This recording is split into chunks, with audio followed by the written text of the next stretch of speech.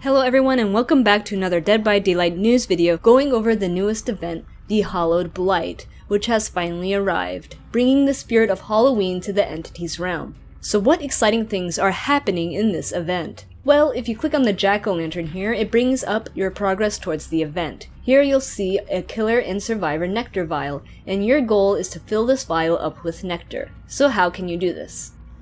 Well, in the trial, you will see a vial in the top right corner. There will be special hooks for the killer to place survivors on, and as with all events, the hook only counts progress towards the event the first time a survivor is put on it. It gives about a half a bar of progress towards the vial for one hook. For survivors though, things are a bit different. Instead of having to do a special generator, survivors must harvest from one of these weird-looking plants called visceral kinkers. As a survivor harvests a plant, their vial will fill, and you do not need to burn an offering to be able to harvest one. Multiple survivors can work on a plant, and each survivor will get the same amount of nectar as if they were on it solo. It just gets harvested faster. So it is better to share these plants if everyone wants to get progress. Be cautious though, as killers can pull you off the flower. If you start harvesting a flower and then get off of it, the progress towards the harvest will be saved, so you don't have to worry about it resetting back to zero like it does with totems. One difference in this event though, is that survivors can lose progress if they are sacrificed. However, there are safety checkpoints on the vial. If you manage to fill the vial up to one of the checkpoints, then your progress up to that point will be saved, even if you get killed. For both killer and survivor, once you have filled the vial in the trial, you cannot gain any more nectar. None of it gets saved into a second vial. So be careful about this when you are going into games. When you get to the endgame screen, it will show you your progress on vials. If you manage to fill a vial, it will save it and then give you a new empty vial. Once you obtain 30 vials, you can buy one full event cosmetic. Or if you want to buy specific parts of the cosmetic, you can buy them for 10 vials. Back to talking about the in-game event items. There will be, by default, 2 Kinkerous hooks and 2 Visceral Kinkers in a trial, but you can add more with the special event offering Pustula Petals, which adds 1 additional hook and plant. This offering also will give you bonus blood points, so if you are a killer, it will give you 5,500 bonus points for hooking a survivor on a Kinkerous hook the first time, and if you are playing a survivor and burn it, you will get 4,000 bonus points whenever a plant has been fully harvested. So you can use this information to tell how many plants are left on the map.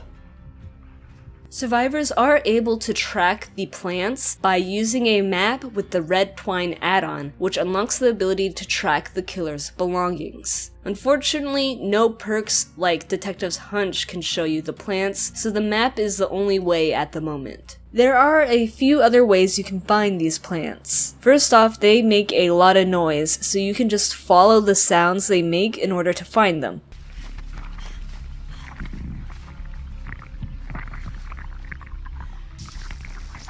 Just be aware that the hooks also make the same noise.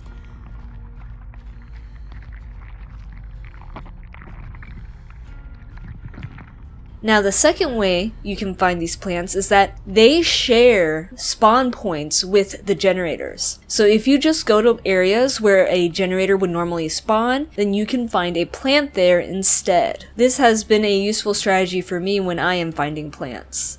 That covers everything about the event objective. Now let me talk about some other things this event brings. The special Halloween-themed flashlights and medkits are making a comeback, and are now obtainable in Bloodwebs during the event. So now is the time to collect if you missed out last year. This event also brings to us a bunch of uniquely themed cosmetics for 2 survivors and 5 killers, which I will showcase to you now. These cosmetics are available to buy with your vials during the event, and do not worry if you do not get the one you want, because they will remain in the shop after the event is over. It's just you can only buy them with Oryx cells when that happens.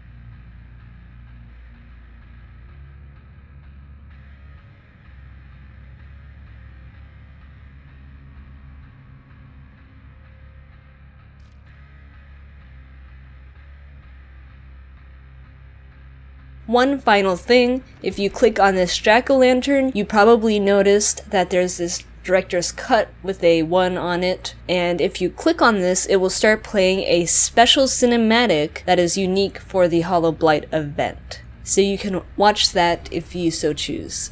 And that is everything you need to know about the Hallowed Blight event. I hope this video has helped you out, and thanks for watching. As always, good luck out there in the fog, and see ya next time.